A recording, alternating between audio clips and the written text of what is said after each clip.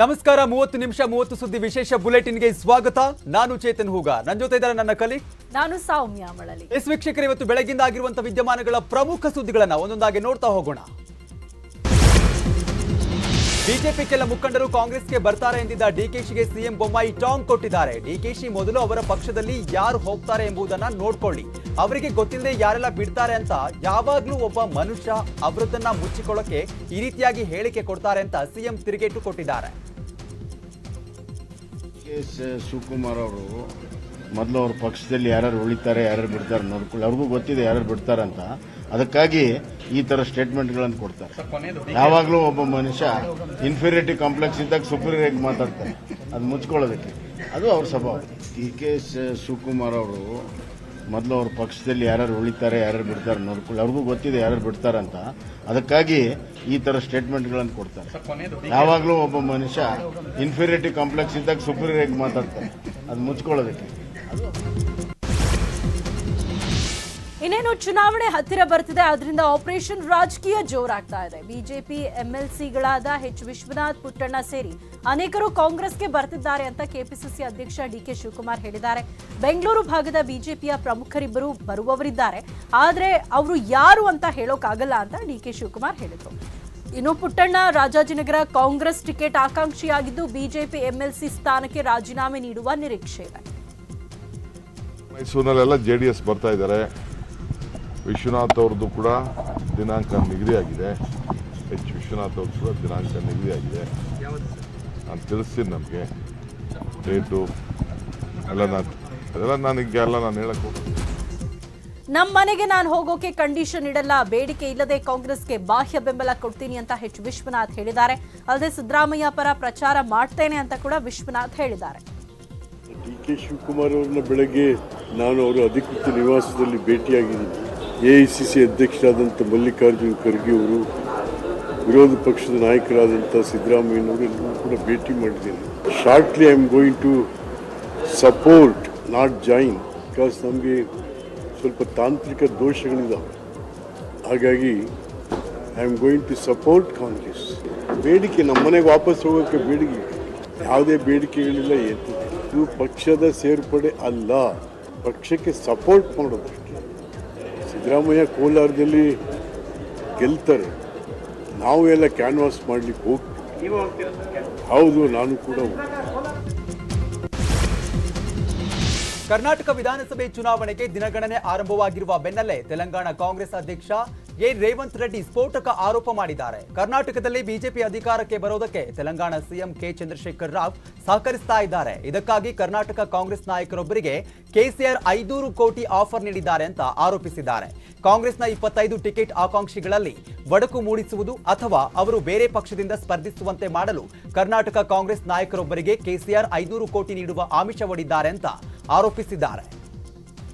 Survey నివేదికలు తెప్పించుకొని ఇతర కొంతమంది సర్వేలు చేసిన వాళ్ళ మీద నుంచి కూడా నివేదికలు తెప్పించుకొని 120 నుంచి 130 సీట్లు కాంగ్రెస్ పార్టీ స్పష్టమైన మెజారిటీతో కర్ణాటకలో ప్రభుత్వాన్ని ఏర్పాటు చేస్తుందనే నివేదిక తెప్పించుకొని అందులో స్మాల్ మార్జిన్ అంటే 1000 నుంచి 3000 లోపల గెలవగలిగిన 25-30 సీట్లను ముఖ్యంగా బళ్ళారి నుంచి ಹೊಟ್ಟೆಪಾಡಿಗಾಗಿ ಮೈ ಮಾರ್ಕೊಂಡ ಮಹಿಳೆಗೆ ವೇಶ್ಯ ಅಂತ ಕರೀತಾರೆ. ಅದನ್ನ ತಮ್ಮನ್ನೇ ಮಾರಾಟ ಮಾಡಿಕೊಂಡ ಶಾಸಕರಿಗೆ ಏನಂತ ಕರೀತಾರೆ ಅಂತ ಇತ್ತೀಚೆಗೆ ವಿಧಾನ ಪರಿಷತ್ ವಿಪಕ್ಷ ನಾಯಕ ಬಿಕೆ ಹರಿಪ್ರಸಾದ್ ಹೇಳಿದ್ರು. ಸದ್ಯ ಆ ಹೇಳಿಕೆ ಬಗ್ಗೆ ಮಾತನಾಡಿರುವ ಹರಿಪ್ರಸಾದ್, ನಾನು ವೇಶ್ಯೆ ಎಂಬ ಪದ ಬಳಸಿಲ್ಲ ಅಂತ ಉಲ್ಟಾ ಹೊಡೆದಿದ್ದಾರೆ. ಲೈಂಗಿಕ ಕಾರ್ಯಕರ್ತೆಯರ ಬಗ್ಗೆ ನನಗೆ ಅಪಾರ ಗೌರವ ಇದೆ. ನಾನು ಎಲ್ಲೂ ಅಸಭ್ಯವಾಗಿ ವರ್ತಿಸಿದ ಉದಾಹರಣೆ ಇಲ್ಲ. ಮಹಿಳೆಯರಿಗೆ ಹೇಗೆ ಗೌರವ ಕೊಡಬೇಕು ಅನ್ನೋದು ಚೆನ್ನಾಗಿ ಗೊತ್ತಿದೆ. ನಾನು ವೇಶ್ಯ ಪದ ಬಳಸಿದ ವಿಡಿಯೋ ನೀಡಿದ್ರೆ ನಾನು ರಾಜೀನಾಮೆ ಕೊಡೋದಕ್ಕೆ ಸಿದ್ಧ ಅಂತ ಹೇಳಿದ್ದಾರೆ. ನಾನು ವೈಶ್ಯ ಪದ ಉಪಯೋಗಿಸಿಲ್ಲ, ಅದು ನೀವು ಬರ್ದಿರೋದು. ನೋಡಿ, ನೀವು ಅದನ್ನ ನನ್ನದು ಆಡಿಯೋ ಕ್ಲಿಪ್ ತಗೊಂಡು ನೋಡಿ. ವೈಶ್ಯಾತ ನಾನು ಯೂಸ್ ಮಾಡಿಲ್ಲ, ವೈಶ್ಯಾತ ಮಾಡಿಲ್ವಲ್ಲ. ಲೈಂಗಿಕ ಕಾರ್ಯಕರ್ತರ ಬಗ್ಗೆ ನನಗೆ ಬಹಳ ಅತಿ ಹೆಚ್ಚಿನ ಗೌರವ ಇದೆ.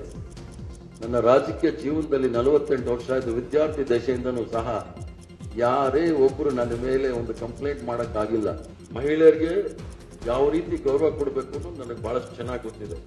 ಯಾರಾದರೂ ನಾನು ಆ ಪದ ಉಪಯೋಗಿಸಿರ್ತಕ್ಕಂಥ ಫುಟೇಜ್ ಇಲ್ಲ ಆ ಭಾಷಣ ಕೊಟ್ರೆ ನಾನು ನನ್ನ ವಿಧಾನ ಪರಿಷತ್ತಿನ ಸ್ಥಾನದಿಂದ ರಾಜೀನಾಮೆ ಕೊಡಕ್ಕೆ ತಯಾರು. ಕಾಂಗ್ರೆಸ್ ಬಾಯಿ ಹರುಕರ ಪಕ್ಷ. ಪರಿಷತ್ ವಿಪಕ್ಷದ ನಾಯಕ ಹರಿಪ್ರಸಾದ್ ದೊಡ್ಡ ಗುಂಡ, ಸುಮ್ಮನೆ ಏನೇನೋ ಬೊಗಳ್ತಾರೆ ಅಂತ ಶಾಸಕ ರೇಣುಕಾಚಾರ್ಯ ಕಿಡಿಕಾರಿದ್ದಾರೆ. ವಿನಾಕಾರಣ ಬಿಕೆ ಹರಿಪ್ರಸಾದ್ ಬಾಯಿಗೆ ಬಂದ ಹಾಗೆ ಮಾತನಾಡ್ತಿದ್ದಾರೆ. ಕಾಂಗ್ರೆಸ್ ಮುಳುಗ್ತಾ ಇರುವಂತಹ ಹಡಗು ಅಂತ ರೇಣುಕಾಚಾರ್ಯ ಕಿಡಿಕಾರಿದ್ರು. ಕಾಂಗ್ರೆಸ್ ಬಾಯಿ ಹರಕೋರ ಪಕ್ಷ. ಆ ಮೊನ್ನೆ ಯಾವ ರೀತಿ ವಿಧಾನ ಪರಿಷತ್ ವಿರೋಧ ಪಕ್ಷ ನಾಯಕರು ಮಾತಾಡಿದರು, ಅದೇ ಹೆಸರು ಹೇಳಿದ್ದೀನಿ, ಅವರೇ ದೊಡ್ಡ ಗುಂಡ. ಕಾಂಗ್ರೆಸ್ ಈಗಾಗಲೇ ಮುಳುಗಿದ ಹಡಗಾಗಿದೆ. ಇವರು ನಾವು ತನಿಖೆ ಮಾಡ್ತೀವಿ, ನಾವು ಅಧಿಕಾರಕ್ಕೆ ಬಂದು ಆಯೋಗ ರಚನೆ ಮಾಡಿದ್ವಿ. ನೀವು ಅಧಿಕಾರಕ್ಕೆ ಬರೋ ಮಾತೇ ಇಲ್ಲ. ವಿಜಯಪುರ ಜಿಲ್ಲೆಯ ನಾಗಠಾಣ ವಿಧಾನಸಭೆ ಕ್ಷೇತ್ರದಲ್ಲಿ ಜೆಡಿಎಸ್ ಪಂಚರತ್ನ ರಥಯಾತ್ರೆ ಸಾಗಿದೆ. ಕುಮಾರಸ್ವಾಮಿ ನೇತೃತ್ವದಲ್ಲಿ ನಡೀತಾ ಇರೋ ಪಂಚರತ್ನ ಯಾತ್ರೆಗೆ ಭರ್ಜರಿ ರೆಸ್ಪಾನ್ಸ್ ಸಿಕ್ಕಿದೆ. ಜೆಡಿಎಸ್ ರಥಯಾತ್ರೆ ಹೋದಲ್ಲೆಲ್ಲ ಜನಸಾಗರವೇ ಸೇರ್ತಾ ಇದೆ. ನಾಗಠಾಣ ಕ್ಷೇತ್ರದ ಕನ್ನೂರ ಗ್ರಾಮದ ಶ್ರೀ ದುರ್ಗಾದೇವಿ ದೇವಸ್ಥಾನಕ್ಕೆ ತೆರಳಿ ಎಚ್ಡಿಕೆ ಅಮ್ಮನವರ ದರ್ಶನ ಪಡೆದರು.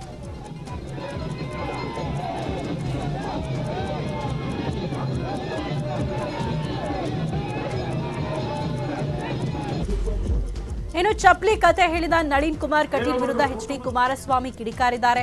ದೇವೇಗೌಡರು ಏನಂತ ಮೋದಿ ಬಳಿ ಕೇಳಿ ಬಿಜೆಪಿ ಟೆಂಟ್ ಖಾಲಿ ಮಾಡ್ಕೊಂಡು ಹೋಗುವ ದಿನ ಬಂದಿದೆ. ನಮ್ ಕುಟುಂಬದ ಬಗ್ಗೆ ಚರ್ಚೆ ಮಾಡ್ತೀರಾ? ನಮ್ ಕುಟುಂಬ ಗೌರವದಿಂದ ಬದುಕ್ತಾ ಇದೆ. ನಮಗೆ ಅಧಿಕಾರ ಮುಖ್ಯವಲ್ಲ, ಅಧಿಕಾರಕ್ಕಾಗಿ ಯಾರ ಮನೆಗೂ ಹೋಗಿ ಕಾಲ್ ಹಿಡಿತೀರಿ ಅಂತ ಪ್ರಶ್ನೆ ಮಾಡಿದ್ದಾರೆ. ಇನ್ನು ಕಟೀಲ್ ವಿರುದ್ಧ ಜೆಡಿಎಸ್ ರಾಜ್ಯಾಧ್ಯಕ್ಷ ಸಿಎಂ ಇಬ್ರಾಹಿಂ ಸಹ ಕಿಡಿಕಾರಿದರು. ದೇವೇಗೌಡರ ಕುಟುಂಬದ ಬಗ್ಗೆ ನಳಿನ್ ಕುಮಾರ್ ಕಟೀಲ್ಗೆ ಮಾಧ್ಯಮದ ಸ್ನೇಹಿತರಿದ್ದೀರಿ, ಒಂದು ಎಚ್ಚರಿಕೆಯನ್ನು ಕೊಡಲಿಕ್ಕೆ ಬಯಸ್ತೇನೆ. ದೇವೇಗೌಡರ ಊರಿಗೆ ಸಮಾನ ಇಲ್ಲ, ದೇವೇಗೌಡರ ಬಗ್ಗೆ ಧೂಳಿಗೆ ಸಮ ಇಲ್ಲ ನಳಿನ್ ಕುಮಾರ್ ಕಟೀಲ್. ಅಪ್ಪ ಮಕ್ಕಳು ಅಲ್ಲಿ ಕಾಂಗ್ರೆಸ್ನಲ್ಲಿ ಅವ್ರ ನಾಯಕರುಗಳು ಚಪ್ಪಲಿಯಲ್ಲಿ ಓಡಾಡ್ತಾರಂತೆ. ಅಪ್ಪ ಮಕ್ಕಳು ಚಪ್ಪಲಿಯಲ್ಲಿ ಓಡಾಡ್ತೀವಂತೆ. ಏನಾದರೂ ನಾಲಿಗೆಗೆ ಒಂದು ಹಿಡ್ತಾ ಇದೆಯಾ ನಳಿನ್ ಕುಮಾರ್ ಕಟೀಲಿಗೆ? ಇದು ಬಿಜೆಪಿ ಸಂಸ್ಕೃತಿನ? ಅವ್ರಿಗೆ ಏನಾದರೂ ವಿಷಯ ಗೊತ್ತಿಲ್ಲದೆ ಇದ್ರೆ ದೇವೇಗೌಡರ ಬಗ್ಗೆ ನರೇಂದ್ರ ಮೋದಿನ ಕೇಳಬೇಕು, ದೇವೇಗೌಡರು ಏನು ಅಂತ ಹೇಳಿ. ಕರ್ನಾಟಕದಿಂದ ನೀವು ನಿಮ್ಮ ಟೆಂಟ್ ಖಾಲಿ ಮಾಡ್ಕೊಂಡು ಹೋಗ್ತಕ್ಕಂಥ ದಿನ ಪ್ರಾರಂಭ ಆಗಿದೆ. ಅವ್ರ ಅವ್ವ ಅಪ್ಪ ಅಂತಾನೆ ಇವನ್ ಚಪ್ಪಲಿ ಅಂತಾರೆ. ಈ ಪಾರ್ಟಿಗಿರೋ ಸಂಸ್ಕೃತಿ. ಇವತ್ತು ದೇವೇಗೌಡರನ್ನ ನೋಡೋದಕ್ಕೆ ಮೋದಿ ಸೊಂಟ ಬಗ್ಸಿ ನಮಸ್ಕಾರ ಮಾಡಿ ದೇವೇಗೌಡರು ಮನೆಗೆ ಬರ್ತಾರೆ. ಮತ್ತು ಪ್ರೆಸಿಡೆಂಟ್ ಕ್ಯಾಂಡಿಡೇಟ್ ಮುರ್ಮು ದೇವೇಗೌಡರ ಆಶೀರ್ವಾದ ತಗೊಂಡು ಹೋಗ್ತಾರೆ. 92 ವರ್ಷದ ದೇವೇಗೌಡರ ಬಗ್ಗೆ ಕೂಡಲೇ ಕಟೀಲು ದೇಶದ ತಪಾಲಜಿ ಕೇಳದೇ ಇದ್ರೆ, ಬಸವರಾಜ ಬೊಮ್ಮಣ್ಣ ಕರ್ನಾಟಕದಲ್ಲಿ ಎಲ್ಲೆಲ್ಲಿ ಕಟೀಲ್ ಹೋಗ್ತಾರೋ ಅಲ್ಲಿ ಕಪ್ಪು ಧ್ವಜ ನಾವು ಹಾರಿಸ್ತೇವೆ ಅನ್ನಕ್ಕಂತ ಮಾತನ್ನ ಎಚ್ಚರಿಕೆನ ಇವತ್ತು ಕೊಡೋದಕ್ಕೆ ಇಚ್ಛೆ ಪಡ್ತೇನೆ ನಾನು. ಕಾಂಗ್ರೆಸ್ನವರು ಉಚಿತ ವಿದ್ಯುತ್ ನೀಡ್ತೇವೆ ಅಂತ ಹೇಳಿದ್ದಾರೆ. ಆದರೆ ಇಂಧನ ಇಲಾಖೆ 48,000 ಕೋಟಿ ಸಾಲದಲ್ಲಿದೆ. 200 ಯೂನಿಟ್ ಉಚಿತ ವಿದ್ಯುತ್ ಕೊಡೋದಕ್ಕೆ 9,000 ಕೋಟಿ ಬೇಕು. ಎಲ್ಲಿಂದ ತರ್ತೀರಿ ಅಂತ ಮಾಜಿ ಸಚಿವ ಎಚ್.ಡಿ. ರೇವಣ್ಣ ಕಿಡಿಕಾರಿದ್ದಾರೆ. ರಾಜ್ಯದ ಜನತೆಗೆ ಬಿಜೆಪಿ ಕಾಂಗ್ರೆಸ್ ಟೋಪಿ ಹಾಕಿವೆ. ಕುಮಾರಸ್ವಾಮಿ ಸರ್ಕಾರ ರೈತರ ಸಾಲ ಮನ್ನಾ ಮಾಡಿದ್ದಾರೆ ಅಂತ ರೇವಣ್ಣ ಹೇಳಿಕೆ ಕೊಟ್ಟಿದ್ದಾರೆ. ಪಕ್ಷ ಈಗ ಕರೆಂಟಿಂದ ಹೇಳಿದ್ರು ನಾವು 200 ಯೂನಿಟ್ ಕೊಡ್ತೀವಿ ಅಂತ. 48,000 ಕೋಟಿ ನಷ್ಟ ಇದೆ. ಈ ಕರೆಂಟ್ 200 ಯೂನಿಟ್ ಕೊಡೋಕೆ 9,000 ಕೋಟಿ ಬೇಕು. ಅದು ರಾಜ್ಯ ಜನತೆ ಈಗಾಗಲೇ ಕಾಂಗ್ರೆಸ್ ಟೋಪಿ ಆಗ್ತಾಯಿದೆ, BJP ಟೋಪಿ ಆಗ್ತಾಯಿದೆ. 1,000 ಕೋಟಿ ಸಾಲ ಮನ್ನಾ ಮಾಡಿದ್ರು. ಈ ಜಿಲ್ಲೆ 520 ಕೋಟಿ ಸಾಲ ಮನ್ನಾ ಆಗಿದೆ. 2,000 ಕೋಟಿ ಬ್ಯಾಂಕ್ ಸಾಲ ಮನ್ನಾ ಆಯಿತು. ಆದ್ದರಿಂದ ನಾನು ಹೇಳೋದು, ಈ ಜಿಲ್ಲೆಯಲ್ಲಿ ಕುಮಾರಸ್ವಾಮಿ ಅವರು ಏನು ಕೊಟ್ಟಿದ್ದಾರೆ ಕಾಮಗಾರಿಗಳೆಲ್ಲ ನಿಲ್ಲಿಸಾಕಿದ್ದಾರೆ BJP ಸರ್ಕಾರ ಬಂದ ಮೇಲೆ. ಈಗ ಕಾಂಗ್ರೆಸ್ ಪಕ್ಷ ಈಗ ಕರೆಂಟ್ ಜೆಡಿಎಸ್ ಪಕ್ಷ ತೊರೆಯುವ ವಿಚಾರಕ್ಕೆ ಸಂಬಂಧಪಟ್ಟಂತೆ ಹಾಸನದಲ್ಲಿ ಜೆಡಿಎಸ್ ಶಾಸಕ ಶಿವಲಿಂಗೇಗೌಡ ರಿಯಾಕ್ಟ್ ಮಾಡಿದ್ದಾರೆ. ನಾನು ಯಾವುದಕ್ಕೂ ಪ್ರತಿಕ್ರಿಯೆ ಕೊಡಲ್ಲ. ನಂದು ಒಂದೇ ನಿರ್ಧಾರ, ಒಂದ್ ಮಾತು. ನನ್ನ ಕ್ಷೇತ್ರದ ಜನರ ಸಮಗ್ರವಾದ ಸಭೆ ಕರಿತೀನಿ. ಅವರ ಅಭಿಪ್ರಾಯ ಏನ್ ಇರುತ್ತೆ ಅದೇ ನನ್ನ ನಿರ್ಧಾರ ಅಂತ ಹೇಳಿದ್ದಾರೆ. ನಾನು ಯಾರದ್ದಕ್ಕೂ ಯಾವ ಅಧ್ಯಕ್ಷನಿಗೂ ಪ್ರತಿಕ್ರಿಯೆ ಕೊಡಲ್ಲ. ನನಗೇನು ಯಾರದ್ದಕ್ಕೂ ಪ್ರತಿಕ್ರಿಯೆ ಕೊಡಲ್ಲ. ನನ್ನ ನಿರ್ಧಾರನ ನನ್ನ ಕ್ಷೇತ್ರ ಜನ ಮಾಡಿ, ಯಾರ ಹತ್ರಲ್ಲೂ ಮಾಡಿಸಿಲ್ಲ, ಏನೂ ಇಲ್ಲ. ನಾನು ಟೈಮಿಂಗ್ಸ್ ನಾನು ಜನ ಹೇಳಬೇಕು. ನಾನು ಜನ ಹೇಳಿದ ದಿವಸ ಇಲ್ಲ, ನಾನು ಜನ ಹೇಳಿದ ದಿವಸ ಕರಿತೀನಿ. ಚುನಾವಣೆ ತಯಾರಿ, ಚುನಾವಣೆ ನಾನು 5 ವರ್ಷಲೂ ಮಾಡ್ತೀನಿ. 3 ತಿಂಗಳಿಗೆ ಏನು ಮಾಡಲ್ಲ. ನಾನು 5 ವರ್ಷಲೂ 24 ಗಂಟೆ ನಾನು ಚುನಾವಣೆ ದೃಷ್ಟಿಯಿಂದಲೂ ಮಾಡ್ತೀನಿ, ಜನಗಳ ದೃಷ್ಟಿಯಿಂದಲೂ ಮಾಡ್ತೀನಿ. ಫೆಬ್ರವರಿ 10ರಿಂದ ಅಧಿವೇಶನ ಪ್ರಾರಂಭವಾಗಲಿದ್ದು ಫೆಬ್ರವರಿ 17ರಂದು ಮುಖ್ಯಮಂತ್ರಿ ಬಸವರಾಜ ಬೊಮ್ಮಾಯಿ ಬಜೆಟ್ ಮಂಡಿಸಲಿದ್ದಾರೆ ಅಂತ ಕಾನೂನು ಸಚಿವ ಜೆಸಿ ಮಾಧುಸ್ವಾಮಿ ತಿಳಿಸಿದ್ದಾರೆ. ಸಂಪುಟ ಸಭೆ ಬಳಿಕ ಮಾತನಾಡಿದ ಅವರು, ಫೆಬ್ರವರಿ 10ಕ್ಕೆ ರಾಜ್ಯಪಾಲರ ಭಾಷಣ ಇದೆ. ಫೆಬ್ರವರಿ 17ರಂದು ಸಿಎಂ ರಾಜ್ಯ ಬಜೆಟ್ ಅನ್ನು ಮಂಡನೆ ಮಾಡಲಿದ್ದಾರೆ ಅಂತ ಮಾಧುಸ್ವಾಮಿ ಹೇಳಿಕೆಯನ್ನು ಕೊಟ್ಟಿದ್ದಾರೆ. ಕರ್ನಾಟಕದ ವಿಧಾನಮಂಡಲಗಳ ಅಧಿವೇಶನವನ್ನು 10ನೇ ತಾರೀಕು ಫೆಬ್ರವರಿಯಿಂದ ಆರಂಭ ಮಾಡ್ತೀವಿ. 10ನೇ ತಾರೀಕು ಫೆಬ್ರವರಿ ಸನ್ಮಾನ್ಯ ರಾಜ್ಯಪಾಲರ ಭಾಷಣ ಇರುತ್ತೆ. ಅಂದಾಜಿನ ಪ್ರಕಾರ 17ನೇ ತಾರೀಕು ಬಜೆಟನ್ನು ಸನ್ಮಾನ್ಯ ಮುಖ್ಯಮಂತ್ರಿಗಳು ವಿಧಾನಸಭೆ ಮುಂದೆ ಮಂಡಿಸಲಿದ್ದಾರೆ. ನೂತನ ಸಂಸತ್ ಭವನದ ಸಭಾಂಗಣ ಸಿದ್ಧವಾಗಿದೆ. ಲೋಕಸಭೆಯ ಸಭಾಂಗಣದೊಳಗಿನ ಚಿತ್ರಗಳು ಮುನ್ನೆಲೆಗೆ ಬಂದಿದ್ದು, ಇದರಲ್ಲಿ ಲೋಕಸಭೆಯು ಅತ್ಯಂತ ಭವ್ಯ ಮತ್ತು ವಿಶಾಲವಾಗಿ ಕಾಣುತ್ತೆ. ಮೂಲಗಳ ಪ್ರಕಾರ ರಾಷ್ಟ್ರಪತಿ ದ್ರೌಪದಿ ಮುರ್ಮು ಜನವರಿ 31ರಂದು ಹೊಸ ಲೋಕಸಭೆ ಸದನದಿಂದ ಜಂಟಿ ಅಧಿವೇಶನವನ್ನು ಉದ್ದೇಶಿಸಿ ಮಾತನಾಡುವ ಸಾಧ್ಯತೆ ಇದೆ. ಇನ್ನು ಸಂಸತ್ತಿನ ಹೊಸ ಕಟ್ಟಡದಲ್ಲಿ ಈ ವರ್ಷದ ಬಜೆಟ್ ಮಂಡಿಸಲು ಕೇಂದ್ರದ ನರೇಂದ್ರ ಮೋದಿ ಸರ್ಕಾರ ಸಿದ್ಧತೆ ನಡೆಸಿದೆ.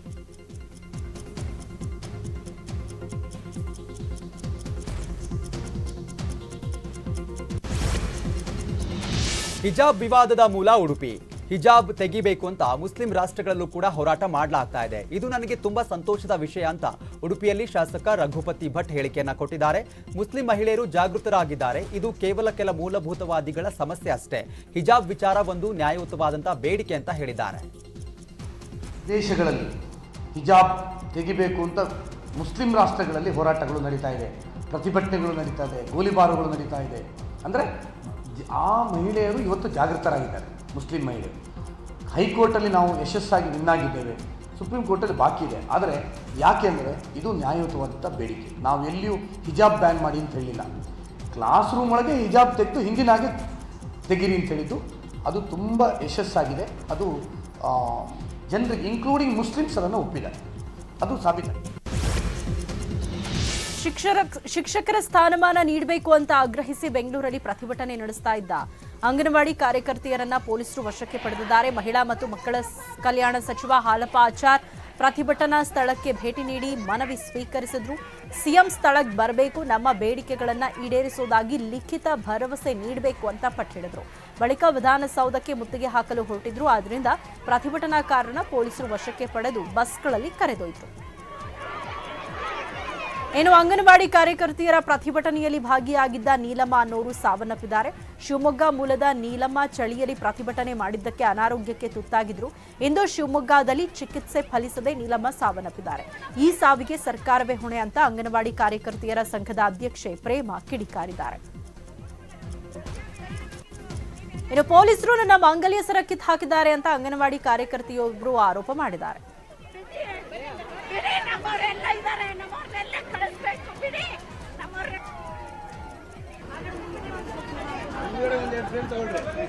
ಪೊಲೀಸರ ದೌರ್ಜನ್ಯದಲ್ಲಿ ನಾವು ಬೀದಿಗಿಳಿಯದೆ ನಾವು ಒಳಗಿರುವಾಗ ನಮ್ಮನ್ನು ಎಳೆದುಕೊಂಡು ಬಂದು ನನ್ನ ತಾಳಿಯ ಸಮೇತ ತುಂಡು ಮಾಡಿ ಹಾಕಿರುವಂತ ಪೊಲೀಸರ ಮೇಲೆ ನಾನು ಧಿಕ್ಕಾರ ಕೂಗ್ತಾ ಇದ್ದೇನೆ. ನಾವು 10,000 11,000ಗೆ ದುಡಿಯುವವರು ಇದರ ಖರ್ಚನ್ನು ಯಾರು ಪೊಲೀಸ್ ಇಲಾಖೆ ಕೊಡ್ತದ ಕೇಳಬೇಕು. ನನಗೆ ಶುಕ್ರವಾರ ದಿವಸ ಒಂದು ಹೆಣ್ಣು ಮಗಳ ತಾಲಿಯನ್ನು ಕಿತ್ತಾಕಿದ್ದಾರೆ. ಸರ್ಕಾರಕ್ಕೆ ಒಳ್ಳೆಯದಂದ್ರೆ ಇಡೀ ಸರ್ಕಾರಕ್ಕೆ ನಾನು ಪ್ರಶ್ನೆ ಮಾಡ್ತಾ ಇದ್ದೇನೆ. ಒಂದು ಹೆಣ್ಣು ಮಕ್ಕಳ ಶುಕ್ರವಾರ ದಿವಸ ತಾಲಿ. ಗುಲ್ಬರ್ಗಾ ವಿಶ್ವವಿದ್ಯಾಲಯದ ವಿಳಂಬ ಧೋರಣೆಯಿಂದ ಬಿಎಡ್ ಪ್ರವೇಶಾತಿಯಿಂದ 40ಕ್ಕೂ ಹೆಚ್ಚು ವಿದ್ಯಾರ್ಥಿಗಳು ವಂಚಿತರಾಗಿದ್ದಾರೆ. 5ನೇ ಸೆಮಿಸ್ಟರ್ವರೆಗೆ ಸಮಗ್ರ ಅಂಕ ಸಲ್ಲಿಸಿ ಬಿಎಡ್ ಪ್ರವೇಶಾತಿ ಬಯಸಿ ವಿದ್ಯಾರ್ಥಿಗಳು ಅರ್ಜಿ ಸಲ್ಲಿಸಿದ್ರು. ಅರ್ಜಿ ಸಲ್ಲಿಸಿದವರಿಗೆ ಮೆರಿಟ್ ಆಧರಿಸಿ ಕಾಲೇಜುಗಳಿಗೆ ಸೀಟ್ ಸಿಕ್ಕಿತ್ತು. ಆದರೆ 6ನೇ ಸೆಮಿಸ್ಟರ್ ಪಾಸ್ ಆಗಿ ಸಮಗ್ರ ಅಂಕ ಅರ್ಜಿ ಸಲ್ಲಿಸಿದಂತಹ ಹಿನ್ನೆಲೆ ಪ್ರವೇಶಾತಿಯನ್ನ ತಿರಸ್ಕೃತ ಮಾಡಲಾಗಿದೆ. ಬೇಗ ಪರೀಕ್ಷೆ ನಡೆಸಿ 6ನೇ ಸೆಮಿಸ್ಟರ್ ಫಲಿತಾಂಶ ಪ್ರಕಟ ಮಾಡೋದಕ್ಕೆ ಬಿಎಡ್ ಓದುವಂತಹ ವಿದ್ಯಾರ್ಥಿಗಳ ಕನಸು ಭಗ್ನವಾಗಿದೆ. ಗುಲ್ಬರ್ಗ ಯೂನಿವರ್ಸಿಟಿ ಇನ್ನ ರಿಸಲ್ಟ್ 5th ಸಮ್ಮೇಳನ ಹಾಕಿದವ್ರು ಕೆಲವೊಬ್ರಿಗೆ ಆಗಿದೆ, ಬಟ್ ನಮ್ದಾಗಿಲ್ಲ. ಪರ್ಸೆಂಟೇಜ್ ಕಮ್ಮಿ ಅದ ಅಂದ್ರೂ ಆಗಿದೆ. ಆದ್ರೆ ನಮ್ದು 80 ಇದ್ರೂ ಆಗಿಲ್ಲ. ಸುಮಾರು ಜನಕ್ಕೆ ಆಗಿಲ್ಲ. ಯೂನಿವರ್ಸಿಟಿದವ್ರು ಇಲ್ಲ. ಕಬ್ಬಿನ ಗದ್ದೆಗೆ ಆಕಸ್ಮಿಕ ಬೆಂಕಿಯ ಕಿಡಿ ಬಿದ್ದಿದ್ದು ಬೆಳೆದು ನಿಂತಿದ್ದ ಕಬ್ಬಿನ ಗದ್ದೆ ಸಂಪೂರ್ಣವಾಗಿ ಸುಟ್ಟು ಕರಕಲಾಗಿದೆ. ಈ ಘಟನೆ ಗದಗ ಜಿಲ್ಲೆಯ ಮುಂಡರಗಿ ತಾಲೂಕಿನ ಬಿದರಳ್ಳಿ ಗ್ರಾಮದಲ್ಲಿ ನಡೆದಿದೆ. ರೈತ ಶೇಷಗಿರಿ ರಾವ್ ಎಂಬುವವರು 42 ಎಕರೆಯಲ್ಲಿ 32 ಎಕರೆ ಕಬ್ಬಿನ ಗದ್ದೆಗೆ ಸಂಪೂರ್ಣ ಭಸ್ಮ ಆಗಿ ಹೋಗಿರುವಂಥದ್ದು ಸುಟ್ಟು 2 ಅಗ್ನಿಶಾಮಕ ದಳದ ಸಿಬ್ಬಂದಿ ಬೆಂಕಿ ನಂದಿಸಲು ಪ್ರಯತ್ನಿಸಿದ್ರೂ ಪ್ರಯೋಜನ ಆಗಿಲ್ಲ. ಬೆಂಕಿ ಕೆನ್ನಾಲಿಗೆಗೆ ಕಬ್ಬಿನ ಗದ್ದೆ ಸಂಪೂರ್ಣವಾಗಿ ನಾಶ ಆಗಿದೆ. ಸೂಕ್ತ ಪರಿಹಾರಕ್ಕಾಗಿ ರೈತ ಆಗ್ರಹಿಸಿದ್ದಾರೆ.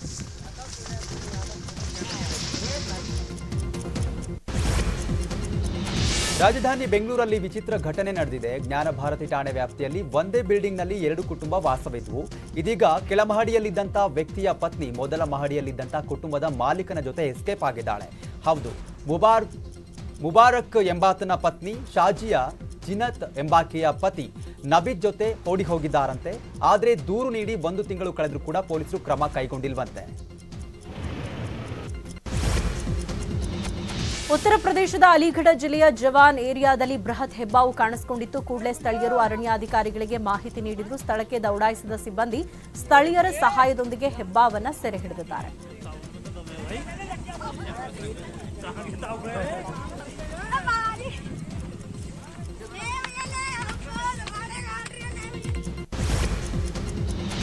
ಮೂವತ್ತೈದರಿಂದ 40 ವರ್ಷಗಳಿಂದ ಲಾಟರಿ ಟಿಕೆಟ್ ಖರೀದಿಸ್ತಾ ಇದ್ದಂತಹ ಪಂಜಾಬ್ನ 88 ವರ್ಷದ ವೃದ್ಧನಿಗೆ ಕೊನೆಗೂ ಅದೃಷ್ಟ ಲಕ್ಷ್ಮಿ ಒಲಿದಿದ್ದು 5 ಕೋಟಿ ಬಹುಮಾನ ಗೆದ್ದಿದ್ದಾರೆ. ಜನವರಿ 16ರಂದು ಪಂಜಾಬ್ ರಾಜ್ಯ ಮಕರ ಸಂಕ್ರಾಂತಿ ಲಾಟರಿ ಫಲಿತಾಂಶ ಬಂದಿದ್ದು 88 ವರ್ಷದ ಮಹಾಂತ್ ದ್ವಾರಕ ದಾಸ್ಗೆ 5 ಲಕ್ಷ ಕೋಟಿ ಮೊದಲ ಬಹುಮಾನ ಬಂದಿದೆ. ಗುಜರಾತ್ನಲ್ಲಿ ಒಂದು ಮನಕಲಕುವ ಘಟನೆ ನಡೆದಿದೆ. ತಾಪಿ ಜಿಲ್ಲೆಯ ಗಣೇಶ್ ಹಾಗೂ ರಂಜನಾ ಪ್ರೀತಿಸ್ತಾ ಇದ್ರು. ಆದರೆ ಇಬ್ಬರ ಪ್ರೀತಿಗೆ 2 ಕುಟುಂಬಗಳು ವಿರೋಧಿಸಿದ್ವು. ಇಬ್ಬರನ್ನೂ ಸಾಧ್ಯವಾದಷ್ಟು ದೂರ ಇಟ್ಟಿದ್ವು. ಇದರಿಂದ ಮನನೊಂದಂತಹ ಗಣೇಶ್ ರಂಜನಾ ಆತ್ಮಹತ್ಯೆ ಮಾಡಿಕೊಂಡಿದ್ರು. ಇದೀಗ 2 ಕುಟುಂಬಗಳು ಪ್ರೇಮಿಗಳ ಮೂರ್ತಿ ತಯಾರಿಸಿ ಆ ಮೂರ್ತಿಗಳಿಗೆ ಅದ್ದೂರಿಯಾಗಿ ಮದುವೆ ಮಾಡಿದ್ದಾರೆ. ಜನವರಿ 26ರಂದು ದೆಹಲಿಯಲ್ಲಿ ನಡೆಯಲಿರುವಂತಹ ಗಣರಾಜ್ಯೋತ್ಸವ ಪೆರೇಡ್ನಲ್ಲಿ ನೌಕಾಪಡೆಯ ಮಹಿಳಾ ಶಕ್ತಿ ತಂಡ ಆಕರ್ಷಕ ಪಥಸಂಚಲನ ನಡೆಸಲಿದೆ. ಆ ತಂಡವನ್ನು ಕರ್ನಾಟಕದ ಮಂಗಳೂರು ಮೂಲದ ದಿಶಾ ಅಮೃತ್ ಮುನ್ನಡೆಸಲಿದ್ದಾರೆ. 2008ರಲ್ಲಿ ಎನ್ಸಿಸಿ ಪರ ದಿಶಾ ಪೆರೇಡ್ನಲ್ಲಿ ಭಾಗವಹಿಸಿದ್ರು. ಇದೀಗ ಮತ್ತೊಮ್ಮೆ ದಿಶಾ ಗಣರಾಜ್ಯೋತ್ಸವ ಪೆರೇಡ್ನಲ್ಲಿ ಭಾಗಿಯಾಗಲಿದ್ದಾರೆ.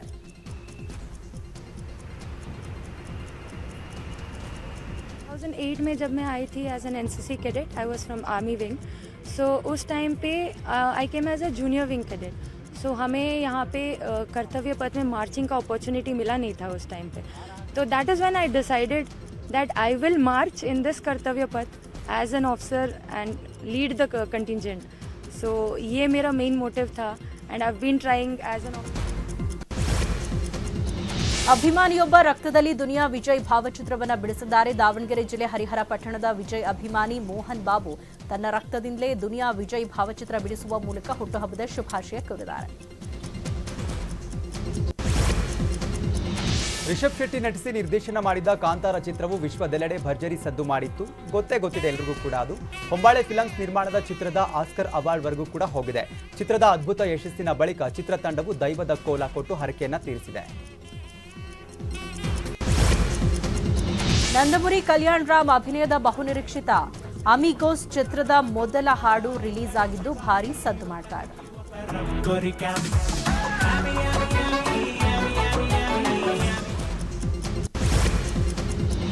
ಅಂತಾರಾಷ್ಟ್ರೀಯ ಕ್ರಿಕೆಟ್ನಿಂದ ದೂರ ಉಳಿದಿರುವಂತಹ ಮಹೇಂದ್ರ ಸಿಂಗ್ ಧೋನಿ ಮತ್ತೊಮ್ಮೆ ಮೈದಾನದಲ್ಲಿ ಅಭ್ಯಾಸ ನಡೆಸ್ತಾ ಇದ್ದಾರೆ.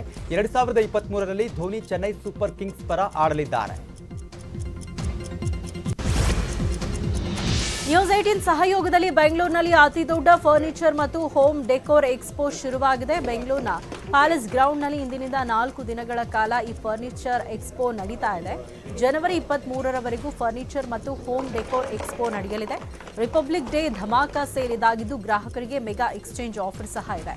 ಸೋಫಾ ಡೈನಿಂಗ್ ಸೆಟ್ ಬೆಲೆ ಕೇವಲ 9,999 ರೂಪಾಯಿಂದ ಆರಂಭ ಆಗಲಿದೆ.